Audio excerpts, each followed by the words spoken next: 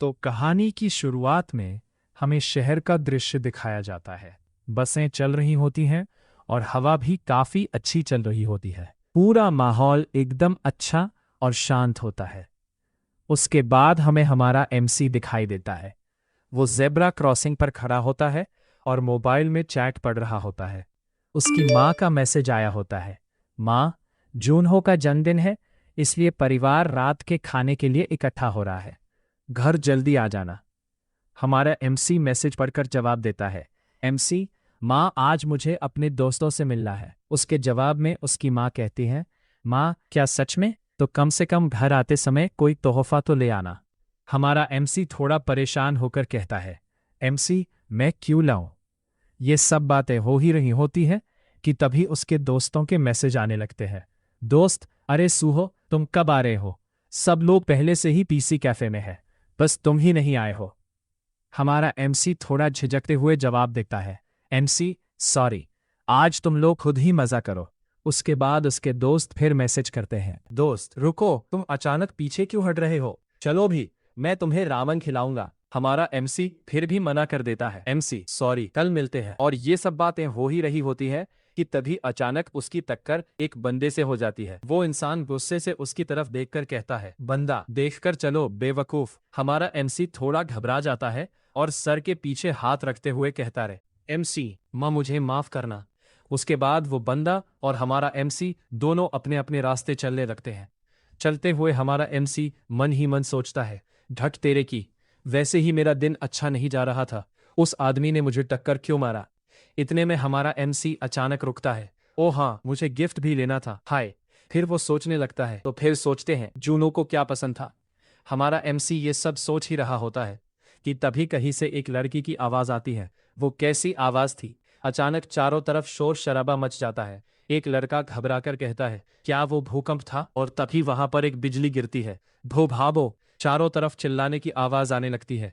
आह भागो! जो बिल्डिंग अभी तक एकदम मजबूती से खड़ी थी, जैसे कभी टूट ही नहीं सकती, वो आज टूटकर बिखर जाती है। लोग, ओ हनी, वो बिल्डिंग अभी टूटी ही होती है कि उतने में ऊपर से और भी गोले बरसने लगते हैं। कुछ लोग डर के मारे चिल्लाते हैं, लोग का कोई मदद करो। हमारा एमसी भी घबराकर चिल्लाता है, एमसी इधर आओ। लोग, आहा! हमारा एमसी ये सब देखकर अंदर से बुरी तरह डर जाता है और मन ही मन सोचता है, एमसी मन में क्या हो रहा है? वो खुद को समझाने की कोशिश करता है, एमसी मन में ये जरूर कोई सपना होगा। लेकिन वो ये सब सोच ही रहा होता है कि तभी एक बस आती है। बस, ट्रक, कुछ भी कह लो, वो हमारे एमसी को जोरदार ठोकर मार देती है। हमारे एमसी की आंखें धीरे धीरे बंद होने लगती हैं। सब कुछ अंधेरा हो जाता है।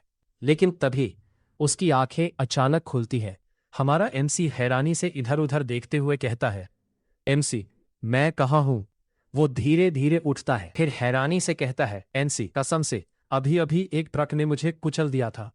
कुछ पल रुकने के बाद वो बुरी तरह कंफ्यूज होकर कहता है, एमसी क्या बकवास है? हमारा एमसी इधर उधर देखने लगता है। उसकी आंखों में डर और हैरानी दोनों साफ दिखाई दे रहे होते हैं। तभी अचानक उसकी नजर आसमान पर पड़ती है। आसमान में जो दृश्य था उसे देखते ही उसकी आंखें हैरानी से इतनी बड़ी हो जाती है जैसे अपने बाहर ही आ जाएंगी। वो हैरानी से आसमान को घूरते हुए कहता है, एमसी धत तेरी की, ये क्या है? इसके बाद हमारा एमसी उठता है। वो बिना कपड़ों के होता है। जैसे ही वो खड़ा होता है, उसके पीछे से एक भालू उस पर हमला कर देता है। हमारे एमसी की तो हालत ही खराब हो जाती है। एमसी आ हा। लेकिन तभी कुछ कुत्ते या शेर, क्या है भाई कुछ पता नहीं, वे अचानक उस भालू पर हमला कर देते हैं।